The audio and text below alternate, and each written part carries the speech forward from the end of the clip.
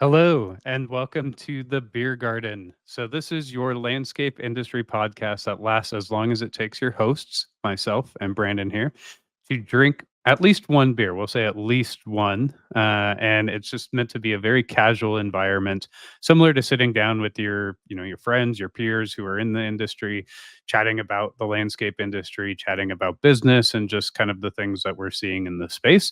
So, very casual. And yeah, we're excited to be here and excited to tell you a little bit about what this podcast is going to entail. So, with that, I'm going to kick it over to Brandon. Hey Jay, how you doing today? I'm doing well. How are you? Good, good. So let's get right to business here and introduce these first beers. I'm actually pretty excited about this one. So this is a local Calgary beer from Old Beautiful.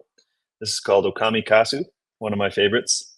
And unfortunately, Old Beautiful recently had a fire at one of their breweries, and then I was very excited to find out that they have a backup.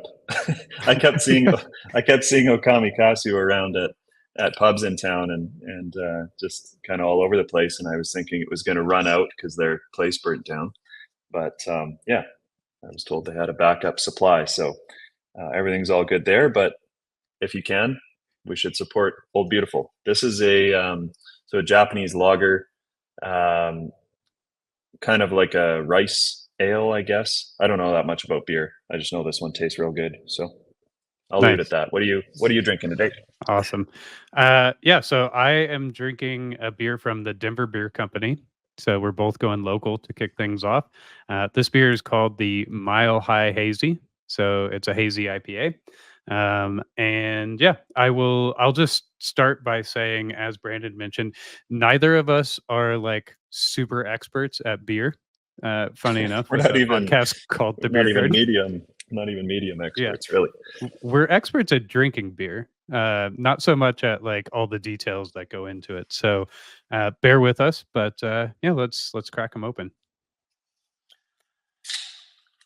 Cheers. Cheers. Awesome. I thought we could start by just sharing a bit about who we are. This is our first ever episode. So I'd love to just hear from you, Brandon. Tell us. I know a bunch about you, but tell everyone watching or listening a bit about yourself. Yeah, so as you might have picked up from my beer introduction, I like that we introduced our beers before ourselves. I'm from Calgary, Alberta, here in Canada, Western Canada. And yeah, I run a seven-figure landscape and snow company. We focus in multifamily, so we only service large apartments, big townhome complexes, HOAs, that kind of thing for lawn maintenance in the summer and snow in the winter. So that's kind of the context that I'll bring to most of the answers that I give or topics that I bring up. So we employ around 50 people. The business is about 10 years old, and going kind of back to how I got my start in landscaping, I dropped out of high school in grade 11, just from a small city north of Calgary called Red Deer, and started working with my father's company.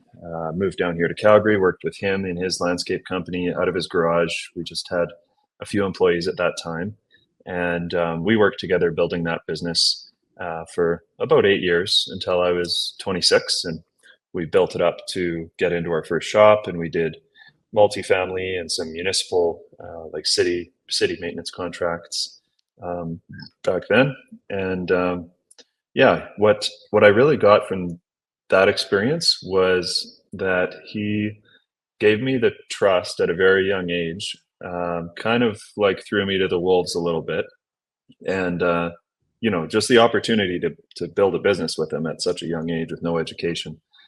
I think it was a bit out of necessity. I remember his, I basically never worked outside before. I was not expecting my life to go that way, in high school. But he had a crew leader quit, and it was, you know, let's go outside. There's a truck hitched up to a trailer with, aerators and mowers and all the equipment on it for spring cleanups. And here's a list of addresses. And I'd barely driven a truck before, let alone pulling a trailer. I was like, I couldn't believe that he wanted me to do this, but it was like desperation. We had no staff. So instead, I'm sure there was a lot of stress that day. It was a while ago now, but it really set me on a path in the industry, and I ended up really enjoying it and learning how to work with people at a young age. Being 19, managing people in their 40s and so on. That teaches you a lot. So that was sort of my intro to it.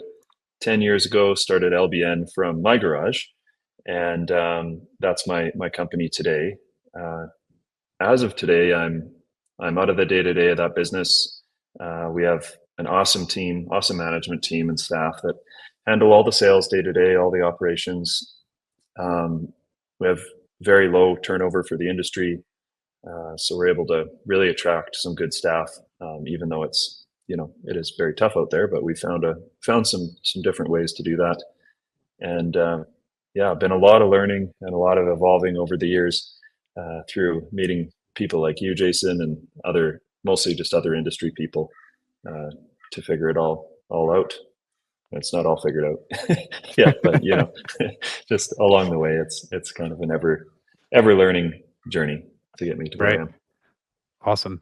I'm curious to know, so like that transition is really interesting to me. I know obviously your story and have known you for years, but like going from working at your dad's business and being literally just like thrown into the field to figure stuff out, and then making that decision to transition into your own company and start your own company, like, can you remember what it was about the industry that kind of clicked for you and was like, okay, yeah, like I not only do I want to stay in the industry, I want to like plant my flag and actually start my own thing. Like what was it there that about the industry that kind of spoke to you? Sure. Yeah. It almost wasn't the industry. It's kind of funny. I bet it took me years to leave my dad's business from the moment I started thinking about it.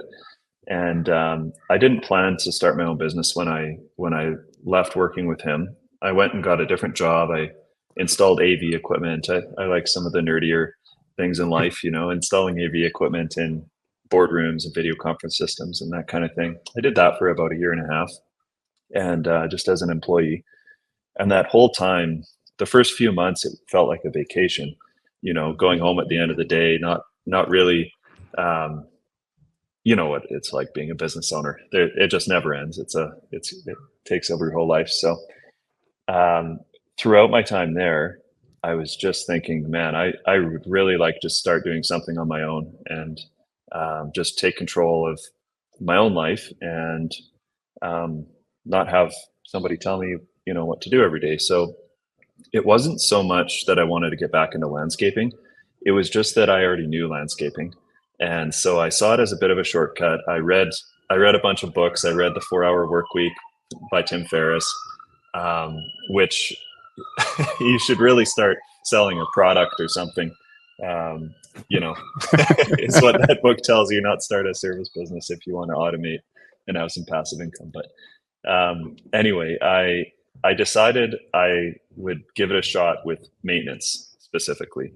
And so I will say that I love the business of landscape maintenance and snow.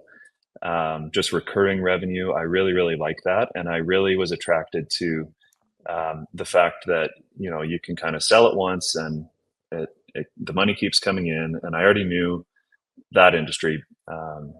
But it wasn't specifically that I just loved cutting grass and I just loved gardening. It was more that I loved the business of it that made me want to start it on my own. Awesome.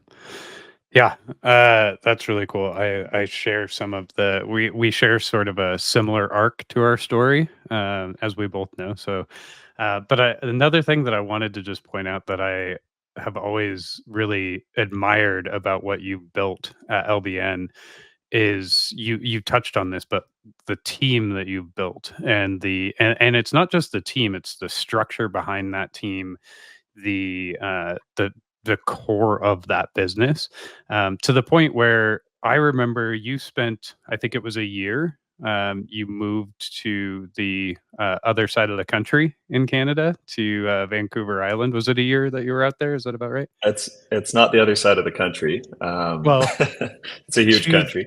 to the coast. Uh, yes. Um, yeah. So my Michelle and I, we got a place.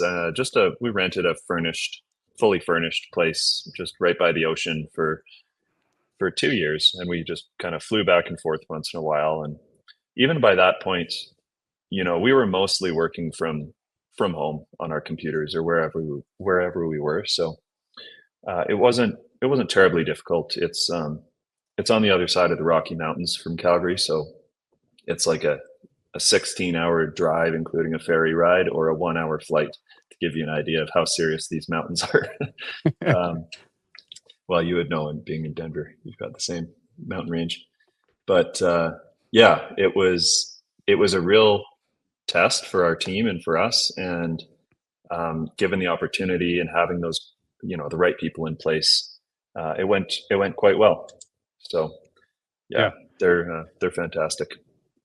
Yeah, and I think that speaks volumes to what you've built and the work that you've put in over the years. Like I said, I've always admired that you were able to do that, and that you continue to live your life in that way. Like, you've worked yourself out of really being needed in the day-to-day operations. I know that you're still very involved in the vision of the business and those sorts of things, but yeah, I think that's something that a lot of people strive for. Like I said, I've always admired that about what you and Michelle have built there.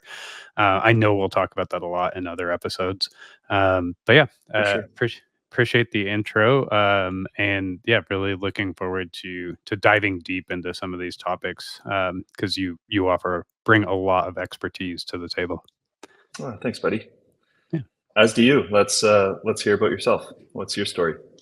All right. Well, similar to you, I've basically been in the industry my entire adult life. So, well, even prior to being an adult, I started as a technician, what I thought was a summer job at the age of 15. Started working at a company called A Cut Above Landscape in Denver. And yeah, I really just kind of started out because I needed that summer job. I needed some source of income. I had a buddy at the time, Mark, who had founded A Cut Above, and he always kind of acted as a bit of a mentor to me. He was a bit older, and brought me in as a technician. His business was, pretty small at the time. He had grown it and then scaled it back and grown it and scaled it back. And at that time, for many years, it was just him and I, running and operating the business. I knew nothing about landscaping or nothing about anything really at the age of 15. So it was a unique opportunity for me to really kind of, like you, be thrown out into an industry and be forced to learn it on the fly. And that was exciting to me. I enjoyed that. Um, and as the company grew, it created this environment where I was able to, kind of out of necessity, just be thrown into different roles within the business and learn different things that I wouldn't have probably learned had I been working for like a huge corporate company or something like that. Like many people in our industry, there were times that I was a technician in the field, but I was also taking the calls on the phone while in the Mhm. truck, and I was Yeah, in scheduling the and same day. Yeah, booking. Yeah, exactly. So that was a cool opportunity, and it really, yeah, it was just, I did enjoy working outside. I've always had that personality that I would rather be outside, outdoors, working with my hands rather than being like in a cubicle or something like that. Um, Definitely enjoy it a lot more than being in your kind of standard corporate structure, as well. And then, yeah, as I was kind of growing in the landscape industry and learning more, kind of around the same time, I guess around the age of 19, I joined a band. I've always been a musician and a drummer, and at the age of 19, joined a band, and we were very fortunate to, grow pretty rapidly. We toured mostly North America, but toured all over, and yeah, put out a lot what of was music. the band's name again? The band's name was The Epilogues. Actually here behind me on the wall. That's shameless self-promotion there. Oh But yeah. yeah, we were called the Epilogues. We released mini albums. Like I said, we're able to tour all over the place. Um, Sold quite a bit of music digitally. So that was kind of a key thing for me is when I was in the music industry, it was right around that time of upheaval and disruption. So that for those that don't know the story, I'm sure everyone has kind of heard the 30,000 foot view of the story in the music industry, but it's the poster child for disruption. Like it was a music sales were a $24 billion industry. And then in a matter of a few years, it was an $8 billion industry. So it was cut down a third of its Just size, at because of least. streaming, basically, right? Yeah, essentially. Yeah, the internet, like a lot of things, right? Like just came in and disrupted that space, and it was a really really good learning experience for me. It was, I was doing what I loved. I was out playing music, I was touring, I was meeting people on the road, like meeting playing with people that I had looked up to my entire life. Bands like AWOL Nation, Motley Crue, Bush, like these people that I had like listened to for years and had the opportunity to share the stage with them and tour with them and get to know them. So that was all very cool. But at the same time, like every day we were fighting for our livelihood to try and stay alive because this industry was just like blown up basically almost overnight, it seemed like.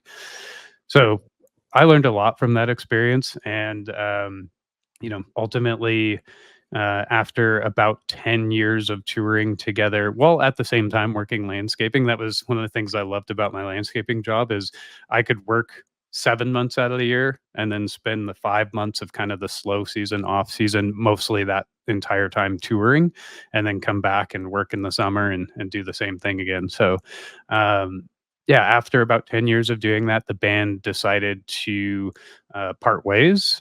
We all had other things going on, and it was around that time that I purchased the company that I was working for. So after 15 years of working there, I purchased it from Mark, the previous owner, and have been building it ever since. And one of the key things that I've always tried to do is take all those lessons that I learned in the music industry and apply them to the trades industry or landscaping specifically.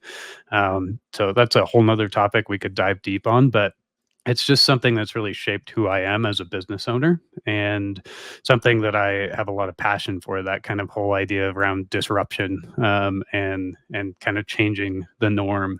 So really fascinated by that sort of stuff. At our company, we're maintenance focused as well. We service primarily residential properties, so both single family and homeowners associations, but residential is really like our bread and butter. So a lot of high volume, and very like, because of that, we're very technology driven at our business, more so than I think I can confidently say most other landscape companies. I can confidently say that's for sure. Yeah. And that's the sort of Jason's stuff. monthly subscription bill is higher than probably any landscape company out there. I don't know. It's pretty Probably. unreal. Probably, but that's the sort of stuff I enjoy, and the sort of like I don't know, lens that I'll be kind of looking through as we go through the journey of this podcast is I really enjoy streamlining uh, systems within a business, and I personally leverage technology a lot to do that. Not always, but yeah, I love technology. I love playing in that space, and that's our business was built around that, and that's ultimately like part of our vision and our mission as a company. Like we aim to be, as played out as it sounds, that like Uber or DoorDash of the landscape space, right? Like we want it to be a frictionless experience for our customers and for our staff, and really just have like a really streamlined, dialed business. And we're working toward that every single year. Cool.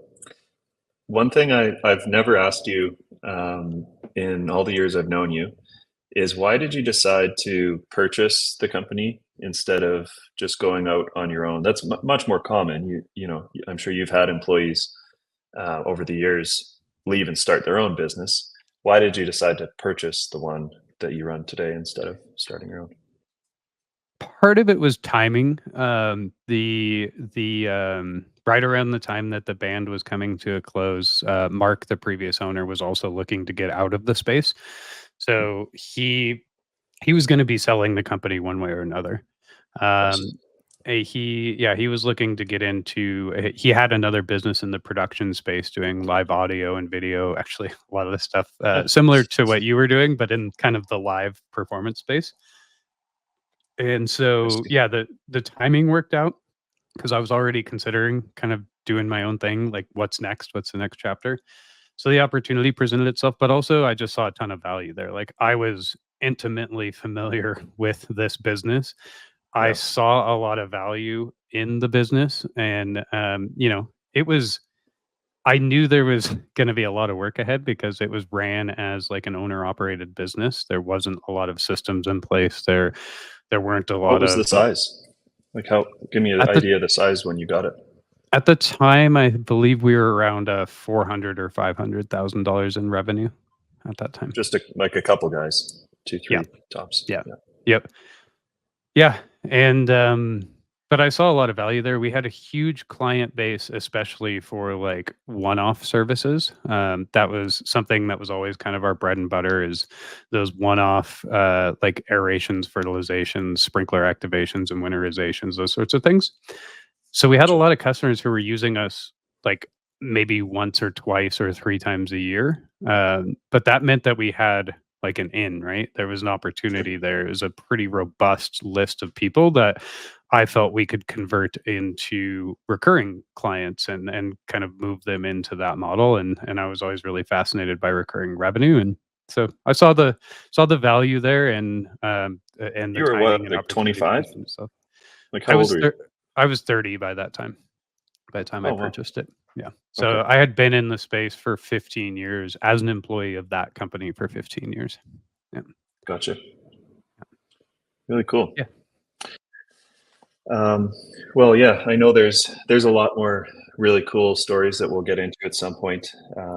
Stories of you sleeping on the couch to making meet sleeping on the couch at the shop and doing what it takes to get your business off the ground. So look forward to getting into those things as we talk some more. But why don't we why don't we tell everybody just kind of how we met? I think it's an interesting story. Um, so basically, Jason and I, I'm all the way in Calgary. Jason's down in Denver, and both of us are part of a peer group for trades businesses called BTA Breakthrough Academy. And I've been in BTA since pretty much my second year in business. So I joined BTA when it was me and maybe one other full-time person and a part-time helper. Definitely still out of my garage.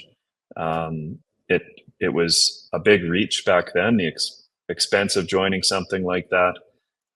It comes with some great business coaching as well. By the way, this isn't like a paid promotion. I'm just really passionate about how awesome BTA is. um, and I've been in BTA for like 8 years. I think I was the 12th or 13th member, and they have hundreds now. So um, Jason joined years later, and then they have industry events like where a lot of the members will come together. Um, Jason and I disagree on which event it was that we met at, but I we both know that it was at a lobby bar in a hotel. Just not sure which one. So yeah, we just we were both there for it was like a ski trip or a fishing trip or something like that that BTA put on, and both of us I think got along really well because we think the same way around maintenance. So that was like the initial discussions were great, and yeah, we it's also just really hard to find people who understand you when you're a business owner, um, especially when you can find one in the same the trades industry that has similar ambitions and life goals and all those kind of things. We really aligned well on those, um, and so yeah, we've just been close friends ever since, seeing each other at lots of BTA events. I'm driving down to Denver in a week or so to go on a camping trip. And yeah, it's been really great. We both help each other a ton in our businesses. So Yeah. I mean, I have a memory, I think it was that first trip that we met on, of walking around the streets of whatever city it was, chatting about, uh, our businesses, and at that time, actually, we were still a little bit of, like, a do-it-all shop. We were doing, like, some design build and some maintenance and snow and everything else, and, I was feeling really spread thin because of that. Like, I felt like we weren't really, like, particularly crushing it at any one sort of avenue because we were spreading ourselves across these things. For me, I was much more passionate about the maintenance, as you mentioned. Like, that's what we had really kind of, like, enjoyed talking about, and, I just that recurring revenue model, as I mentioned, has always been something I'm interested in. And I remember having that conversation with you, and we just kinda dove deep into it, after a few drinks walking around the city. And I'm thinking like, maybe in like, 2 or 3 years we'll phase that side of the business out. And you just kept pushing me on like, why 2 or 3 years? Like, why why are you gonna run a couple more years, in this same sort of like spread thin? The margins aren't as good on it. Like, you've already stated that. Like, why are you gonna keep doing this for multiple years? Why couldn't you change Right. this like next month? And Yeah. that was motivating. Like, that was one of those instances, and there's been hundreds of those since where, we're sitting down, either the 2 of us or with a group of other contractors from across North America, chatting about these things, and that light bulb just, like, clicks, usually because someone else has gone through that experience, or they just have a unique perspective to offer, and it just, like, takes hearing that. And that, I think, really kind of highlights why we're doing this, right? Like, why we started this podcast. Like, it's to create that same environment, that we've experienced through the course of our careers, of just, like, having the opportunity to sit down with someone, whether they're further along, than you in business, or whether they're just getting started, like, someone with a different perspective, a unique perspective, who can shine light on something that you're going through. That's really, like, I've got a ton of value out of those experiences, and why I'm excited to start this, because the hope is that we can start a larger community of people who all, have the opportunity to contribute in that way, and receive that benefit of that. Yeah. And it's, for me, it's, this is, it'll take a couple hours out of our week every week or however we end up doing it. But it's one of my favorite topics to discuss. We would probably be talking about this stuff anyway. It's almost just like putting record on, like we'd just be meeting up for a beer one evening after work anyway on Zoom and talking about what problems you're going through in your business or mine and mine. And I just like to talk about it. So it's good there. I've gotten a lot of enjoyment over the years out of helping some of the newer people in business accelerate their business, and I just do truly enjoy talking about those things with people and then seeing the successes that they get. Um, an example is, there's a guy that moved from Czech Republic to Calgary many years ago now. His name's Roman. He could hardly speak English when we hired him. He was one of our best crew leaders. Worked at uh, the company for years and years, and then eventually decided to go on his own. And we'll meet up pretty regularly over the years to get him some more clients or help him through whatever challenge there may be. And it feels so successful to see someone like that be successful themselves. So like today, he has a wife and a couple of kids and has purchased a house and has a great business. Um, and it just gives me a lot of satisfaction to talk about those things. And I remember how terrible some of those days were early in business, thinking like, how can I make this thing profitable enough or success, give me enough of my time back to help me support my family, both financially and just, if you're a father or a mother or a husband or wife, whatever, to have the time to to just put into that as well. Uh, there there was a lot of days where it didn't seem like it was the right decision to start a business, and you're just surrounded by friends that are elevating in their normal careers. And you're just like, damn, they have 3 weeks off a year, 4 weeks off a year, and their salary is better than mine, and it's so disheartening through the process if you don't surround yourself with people who are having successes that will share with you how to get there. Um, and so, not that I'm necessarily fully there now, but running my business today is so much better than it was a few years ago. And it's really just been in the last few years since we've been big enough to afford the team that we needed to run it and get our vision aligned on what we're doing every day. Um, and just attract and keep these amazing people we have on our team, uh, for it to be enjoyable and worth it. And so I just can't wait to get into all these topics that we have lined up, and try to help other people and just show them at least that, like, it is possible. You can cut grass and make a great life out of it, or just do any trades business really. So Yeah.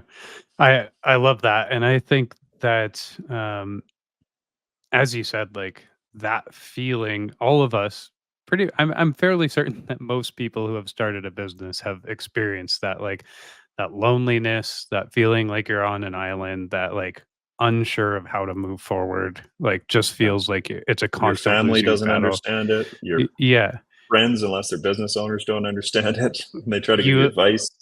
you alluded to this at the beginning, and we'll certainly get into it in other episodes, but, I mean, I spent a year living on a couch in my office, um, while I had friends who were, um, doing quite well for themselves, that were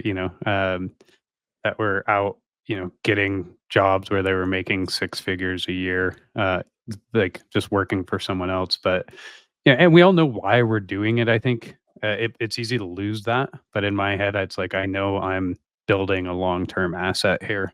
I'm building long term wealth. I'm not just focusing on, like, right now, um, and I believe that I'm capable of doing that. Not only that, but investing in myself and my growth and my skill sets and the things that I'm going to continue to take with me. But along those lines, like, throughout that process, there were things where people stepped in and gave me little bits of feedback or advice that helped me kind of fast track through certain periods.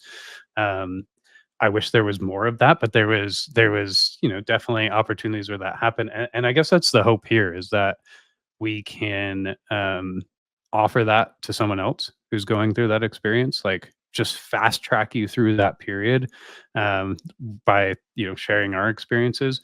And I'll also say, like, I'm not gonna pretend to have it all figured out, as I know Brandon's not either, which is why, our hope is to involve others as well, bring in guests on this show who have a lot more experience than us in certain areas, and learn from them, and really just kind of, again, create that community that helps us all level up and get through those experiences, because ultimately, like, your business should serve you. That's the point of this whole thing. um and there's going to be tough times. We're not going to get rid of that, but there, whatever we can do to kind of fast track through those experiences and help out, that's kind of the idea behind this. Totally.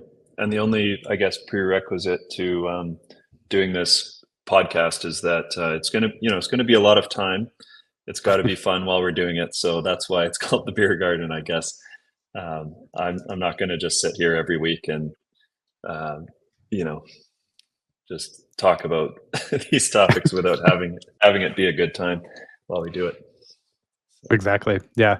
Very laid back, and again, just creating that community, and hopefully we can, engage that community in a way that benefits all of us. So, anything else you'd like to add as far as, like, what can we expect moving forward, with the podcast? I think you covered it. Like, we we know a surprising amount of not just landscape business owners, but through the communities mentioned before. There's just so many people that you and I both have met over the years that we can at least repeat the knowledge from, if not get them as guests on the show. So I think that if we can just have this show act as a conduit to transfer that to people and just provide tremendous value. Like I just think there's a lot of value we can provide through all these individuals, and I bet we'll even meet some some members and people that watch the show that will be able to give some great advice we can share out as well.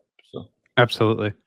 Yeah, I would just say also, topics, we're not going to like pigeonhole ourselves here. As I mentioned, yeah, it's basically the equivalent of Brandon and I sitting down and having a beer. We just happen to be pressing record now. So, yeah. with that, it's probably not going to be the most produced, most professional thing that you've ever seen. So, I'll just get that right out of the gates. Like, it's a very casual environment. We're just here to have a conversation. We happen to be recording it at the time. So yeah, don't Maybe expect the some most. live events if it Yeah, if it goes well. It's the first episode, so and obviously Jason and I are both, we've created businesses, we're visionaries, we like Jason even more than me probably like swings for the fences constantly in everything that he does. So if Jason has his way, we'll be filling stadiums for live shows or something pretty soon. So anyway, I'll say live events will probably happen, but it might just be at a neighborhood pub. yeah, which I'm totally Yeah. fine with. That's Okay. fine. Live events. We'll definitely do some webinars too, where we can have some Or listeners on. conferences. We go to conferences regularly too. Yeah. Exactly. Topics will be anything and everything: marketing and sales, operations, business development, industry challenges, trends, equipment. Like, again, it's us sitting down over a beer and having a conversation, and even things outside of the business itself. So, like personal wealth growth, personal growth in general, that sort of thing. Sure. So, yeah, whatever we happen to want to be talking about that particular week, it's going to be all things are on the table.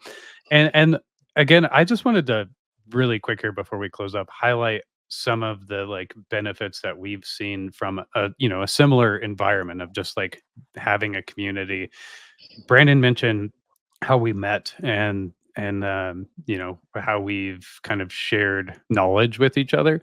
Beyond that, like we've fast tracked our businesses together. Like there's been times where we're both tackling the same thing in our business. Let's say it's a training program. Brandon and I split the costs of developing a training program in our business because we were both going to be doing it. We run similar enough businesses. Like, let's just split the costs. Let's bring in a consultant. Let's build out this training program and build it in the same way. Like that cost us half as much as it would have cost us if we were doing it on our own. That's just Right. one example. We've done that many times. And then beyond that, these conversations around like challenges or issues that we're having have led to innovation that we've partnered on. Like Brandon and I both own a software business now called Issue ID. That literally was just solving a problem in our businesses that we started tackling together and spun it off into our own business. And that's a learning opportunity for us now in a new industry and something that gives us different perspective and has a lot of parallels to the landscape business that hopefully we can continue to offer as we learn new things in that space. Of course. Very good. How we doing? We ready for last call? Yeah, I think so. Close enough. All right. Sounds good. Well, this is last call.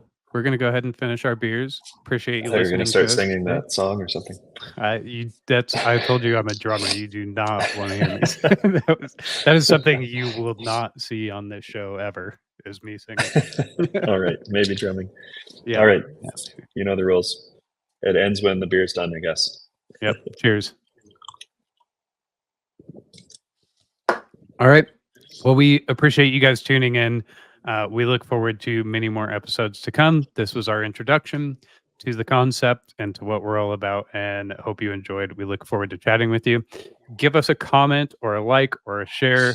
We want to hear the guests that you'd like to see on the podcast, the topics that you'd like covered, and really just, give us your feedback and connect with us anytime. So you can find us on Facebook in our group, The Beer Garden, a Landscape Leaders Roundtable, and feel free to drop us a line there anytime. Thanks, everybody. Thanks, Jason. Thank you. Cheers.